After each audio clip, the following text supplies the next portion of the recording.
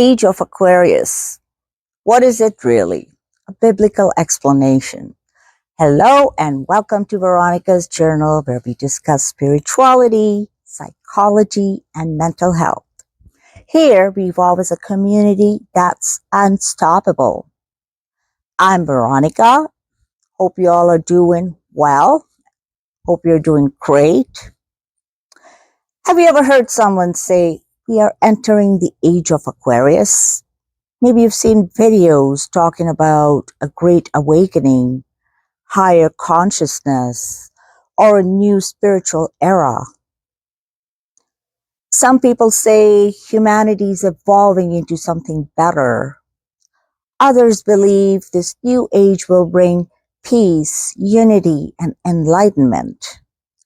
But what exactly is the Age of Aquarius? And where did the idea come from? And most importantly, what does the Bible say about it?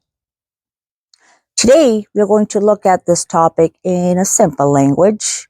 My goal isn't to attack anyone or make fun of what people believe, okay?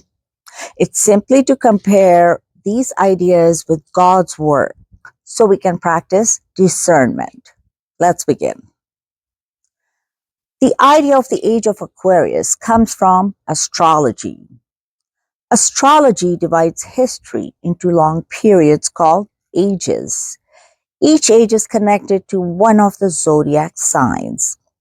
According to astrologers, each age lasts roughly about 2,000 years, although no one agrees on the exact number.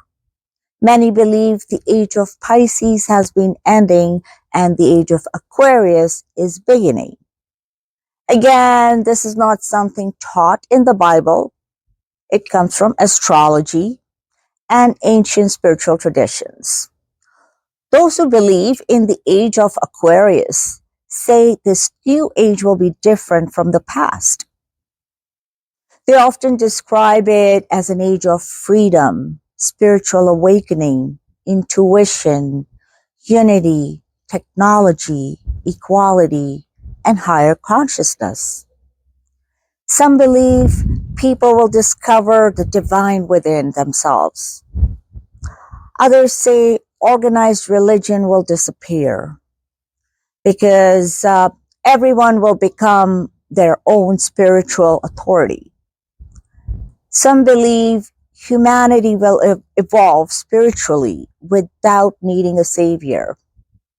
At first, some of these ideas sound attractive. Who doesn't want peace? Who doesn't want kindness? Who doesn't want people treating each other with love and respect? These are beautiful desires, yes. But here's the important question. What is the foundation? Because two ideas can sound similar while leading in completely different directions. The Bible teaches peace. The Bible teaches love. The Bible teaches unity. But the Bible says these things come through Jesus, not through human enlightenment. There's a huge difference. One of the central ideas behind the Age of Aquarius is that truth is found by looking within yourself. You'll hear statements like, follow your inner light, trust your higher self, you're your own truth, you're divine. Those ideas do sound empowering, but listen to what the Bible says. The heart can deceive us. We all need forgiveness. We all need salvation. The Bible never tells us to worship ourselves. Instead, it points us to Jesus. Jesus didn't say, find your own truth. He said, I'm the truth. That's a completely different message. The Age of Aquarius often encourages people to believe that every spiritual path eventually leads to the same destination. You'll hear people say all religions are basically the same. Everyone has their own truth. Every spiritual path leads to God. That sounds tolerant. It sounds inclusive. But Jesus made a very clear statement. He said, He is the way, the truth, and the life. He didn't present himself as one option among many. He presented himself as the only bridge between humanity and God. And that's why biblical Christianity stands apart from many New Age beliefs.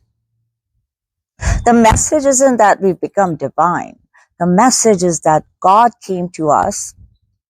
Another common teaching connected with the Age of Aquarius is the idea of raising your vibration. It's good to raise your vibration. Yeah, people are encouraged to increase your frequency through meditation, crystals, energy work, spirit guides, manifestations of various spiritual practices. Trust me, I did all that. Now let's be fair. Not everyone interested in these things has bad intentions. I never did. Many are sincerely searching for healing. That's what I wanted. Many have experienced pain. Many simply want hope. Their search is real. But sincerity alone doesn't make something true. If someone's lost in a forest, being sincere won't help them find the right path, you know? They still need the correct direction. The Bible repeatedly warns believers to test the spirits. Not every spiritual experience comes from God. Not every supernatural encounter is from the Holy Spirit. Just because something feels peaceful doesn't automatically mean it is from God. Actually, peace comes from God. But still, discernment matters. One thing I find interesting is that many Age of Aquarius teachings promise a coming transformation of humanity. The Bible also speaks about the future, okay? But the source of that transformation is completely different. Yes, there is a transformation. But according to scripture, the world will not save itself. Human consciousness will not rescue humanity. Technology will not eliminate sin. Only Jesus can redeem a human heart. Real transformation begins when we surrender our lives to Christ Jesus. The Bible teaches that God's kingdom doesn't begin with people discovering their own divinity. It begins with repentance, faith, and a relationship with Christ Jesus. And that changes everything. Now let's talk about why so many people are attracted to these New Age teachings. See, many people have been hurt by religion. It's not their fault. Others have prayed and felt like God was silent. And some are still searching for purpose. Others are looking for healing after deep disappointment. The New Age movement often offers quick answers. It promises hidden knowledge. It tells people they already possess everything they need. That's very appealing. But Christianity offers something even greater. It offers grace. It offers forgiveness. It offers a Savior who meets us exactly where we are. We don't have to become enlightened enough for God to love us. He loved us first. That's the beauty of the gospel. Another important point is this. The Bible never tells believers to fear people involved in New Age beliefs. We are called to love people no matter what. Many people exploring these ideas are genuinely searching for God. Our response should not be anger. It should be compassion. Jesus always met seekers with truth and love together. That's our example. If someone asks you about the age of Aquarius, you don't need to panic. You don't need to argue. Simply ask questions. Where does this teaching come from? Does it agree with the scripture? Who does this point people toward? Does it glorify Jesus or does it glorify self? Those questions reveal a lot. As believers, our foundation is not astrology. Our foundation is not zodiac. Our foundation is not cosmic energy. Our foundation is Jesus Christ. Culture changes, ideas come and go. Spiritual trends rise and fall, but God's word remains. The truth doesn't change because society changes. Before we finish, I want to encourage anyone watching who has explored these teachings. Maybe you've practiced manifestation.